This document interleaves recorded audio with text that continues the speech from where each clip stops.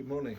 Welcome again to Ramsbury House on Mothering Sunday, when we give thanks for all of those who've mothered us, for the church which nurtures and holds us, and God, from whose love nothing can separate us.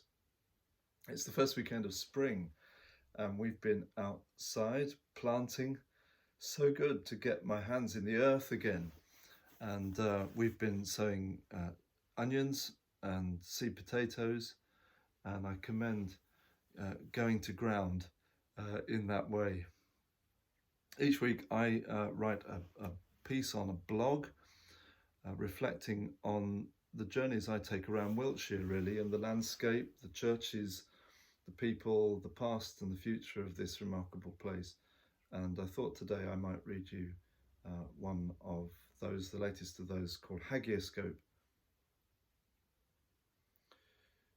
In alabaster, with his hound, Sir Roger Twocoats lies. His tomb from 1492, emphatically life-sized, is a visitor's book of crooked graffiti. Roundhead troops, Sunday school pupils, even two former rectors have initialed every inch of him, until he has two coats indeed, one the clean cream surface, and another this riot of tattoos, this insistent who's who. There's no service being held at St Nicholas Bromham, but rarely have I been in a church so crowded with absentees.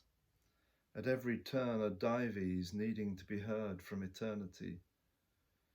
As I was, so are ye.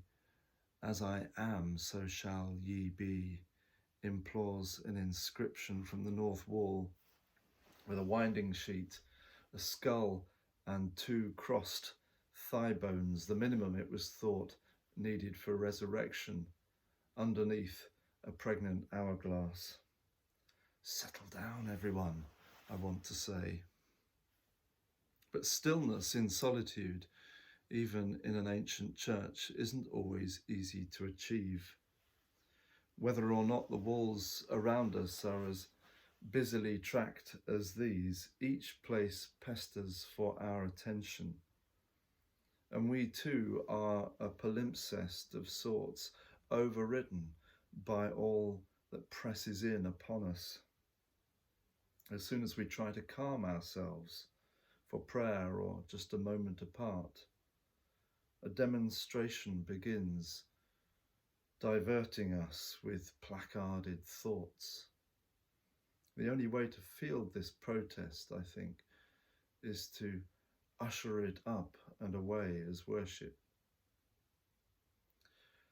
Contemplatives, accordingly, have tended to simplify their surroundings, even to quite an extreme degree.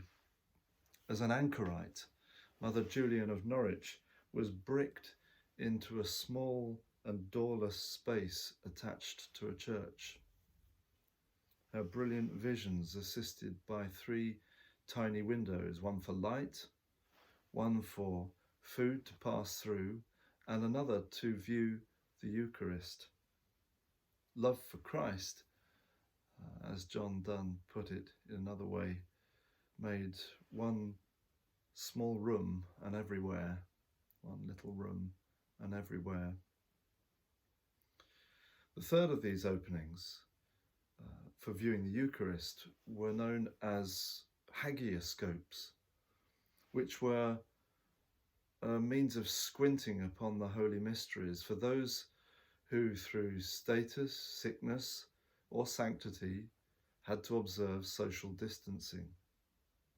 There's one here in Bromham Church, hacked through the tower pillar. Given ill health and holiness both involve being set apart, curiously, how do we view communion in a time of quarantine? In 1559, John Calvin, addressing our connection to an exalted Christ through bread and wine, wrote, that the Spirit truly unites things separated by space. Comfort, surely, in this newly contactless life, where church streams to our kitchen via our hagioscopic screens. Likewise, the Book of Common Prayer describes the heavenly and spiritual manner of this bond, in which the infirm may partake, albeit remotely. The Two Coats vault has sight of the altar, even though Sir Roger can no longer reach the rail. Encased as he is, and leprous with dates, he awaits the call to come out. I look forward to seeing you soon. Have a peaceful and thankful Mothering Sunday.